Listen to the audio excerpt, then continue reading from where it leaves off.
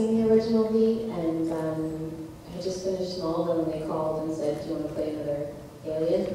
And I said, "Well, what is it?" And they told me about it, and I hadn't seen the show, so I went out and rented it, or bought it, and watched it, and thought, it's kind of cheesy.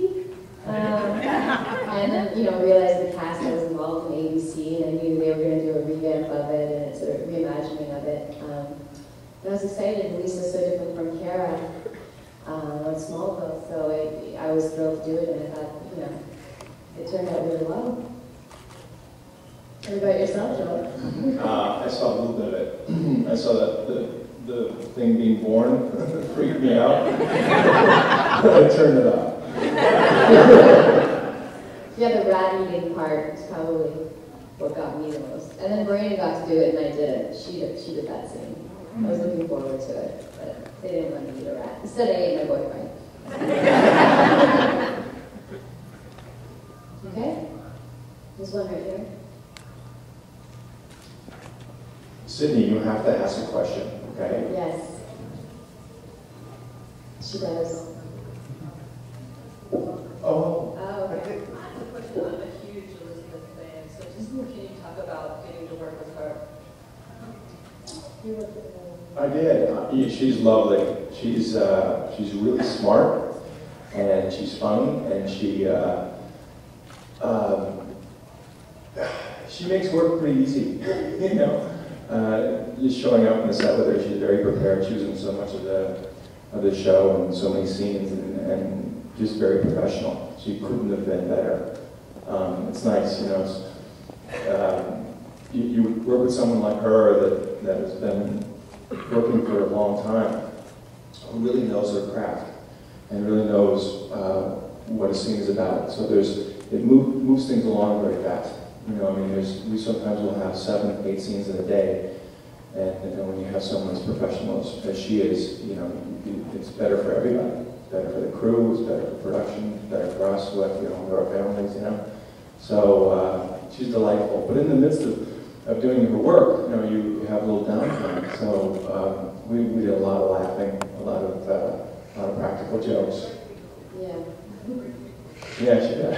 Yeah, she does. She's such a great example. Number one on the call sheet, that's a big task to take on, and she was always cheerful. She'd come to set, giggling with everyone. I think every time I worked with her, she was giggling about something. And I really looked up to her as an actress. She plays strong women. I always wanted to play strong women with a purpose. And she taught me a lot. Every time I worked with her, I was very nervous watching her, and I wasn't paying attention to what I was doing. I was just watching TV. It was Elizabeth Mitchell, and she's a beautiful woman. She's inside and out, really great. Yeah. It's exactly how Laura is. She just described herself. Sounds like a joke. Where's the plan? Actually, I have a question. Sure. Being here on DragonCon staff, I always wonder, do you have fun while you're here? What are the crazy, strangest things you've seen out on Saturday night? First of all, I've had a lot of fun this weekend. I went to the Jefferson Star concert last night. First experience of that. That was a lot of fun. Seen some really crazy things. Some of the things I won't say because Love the City is here. But minimal clothing at this one. That's very surprising. Yeah, we both saw something at the same time and we went, oh, that's legal? During the day. Okay, it's noon. But yeah, it's been a lot of fun.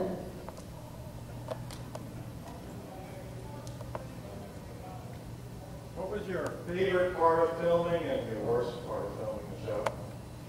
Worst part was Joel. Thank you, everyone. No, Joel's one of the best parts, actually. I always have fun working with him. He's a great actor.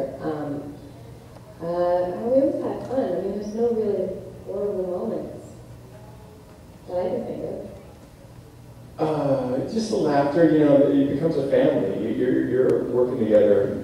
You're away from home. We were filming up in Vancouver, Canada, and we spend so much time of the day together. You become very close. So that's the great thing. The bad thing is at the end of the show, when it gets canceled, you say goodbye and you don't get a chance to see each other for a long time.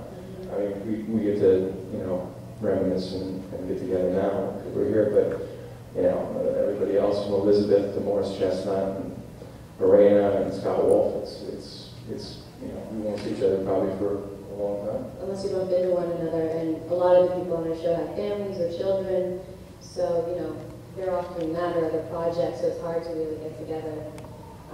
Logan, who played my boyfriend Tyler, he's in LA, we both just moved there, so we keep in touch when we can. But yeah, no bad experiences, I honestly can't think of one. No. Also, on the set, there's so much practical joking going on. There's so much stuff that we pull. And Scott Wolf, you guys are familiar with Scott Wolf? He's truly one of the funniest guys I've ever met. He's always doing something, and right before the director says action, he'll do something. So you can't help but, want to burst out in laughter, but you have a job to do. Yeah. And Marina would pull a lot of jokes on him as well.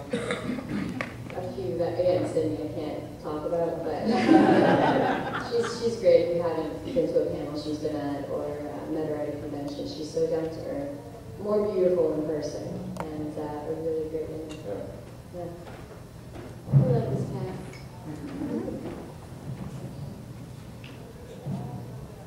Hey. Hey. Considering your resume, are you also afraid of being typecast? In sci-fi or as a character? As a beautiful woman. Yes. I was afraid to be typecast as an alien. It's so funny to say that.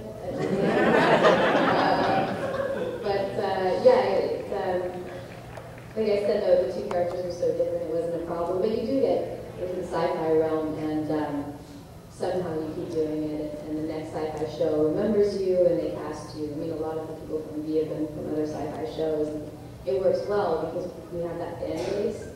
But, we always want to try new things and stretch our abilities, and I just did some comedic stuff, and You did? Tell us about it. I did a movie called Ted with Mark Wahlberg and Mila Kunis. Yeah. And Seth MacFarlane directed it, so it's very Family Guy humor, potty humor, guy humor oriented. So that was fun. A lot I of can see why you got cast. I had a lot of scenes with Mark, and I was so intimidated. He was the first poster I had on my wall. And I didn't say anything to him unless it was a line. In the morning I'd be like, hi. And then we'd do our scenes all day, and we wouldn't talk in between, so I was so nervous when I did. Bye. Yeah. Did I ever make the wall? I wasn't. Now you're on the wall. Right over top of Marky Mark. The basement wall. What was the question? Typecast. Oh, it's a funny thing in our business. They always remember the last job you did. It's weird. I did a movie called Legend of Bagger Vance where I played a good guy from the South, Bobby Jones. And then I got, when I was up for Taken, he was a really bad guy. And they're like, I don't know if you can play that guy. I don't know if you can, I heard that from my... And then I got that, fortunately, and then after that, I was up for a good role, and they're like, I don't know, he plays such a, this is a bad guy, I don't think he's a good guy. Oh my God, So, it can be a little, short-sighted kind of thing in our business. So, and there's also that whole level of, for most actors, you do one job, and you're like, I don't know what they get. And sometimes it's just, you have to have the belief in yourself, and that you'll endure and you'll get another job. It's kind of like with all of us, I always end stuff in like McBrothers. That's it. And sing. But you're also such a great actor, you can do anything, but because you're so handsome, and you do get typecast, and if he doesn't have his coffee, maybe he can play that guy. Do you find it difficult working in front of green screen a lot, especially since that seems to be common nowadays in sci-fi? Mm-hmm. You did that one. Yeah, I guess Joel was a really ship. I was on the father ship. So glad. Yeah, you know, most of VD is green screen, a giant green room for 14 hours, and Marina and I and, you know, Shire, everybody, Logan, we were all stuck on green screen every day in and out. We go in when it's dark at 5 a.m., we leave when it's still dark. And you do get goofy and giggly. You see green or orange when you leave the room. You see so much green all day, it turns to orange when you leave.